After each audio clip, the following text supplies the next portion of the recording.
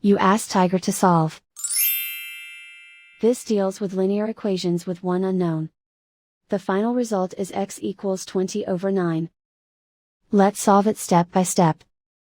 Group all x terms on the left side of the equation. Subtract 5x from both sides. Group like terms. Simplify the arithmetic. Group like terms. Simplify the arithmetic.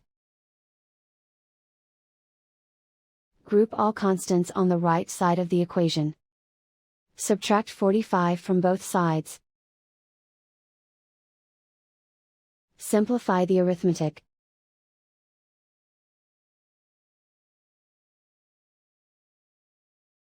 Isolate the x. Divide both sides by -9. Cancel out the negatives. Simplify the fraction. Cancel out the negatives.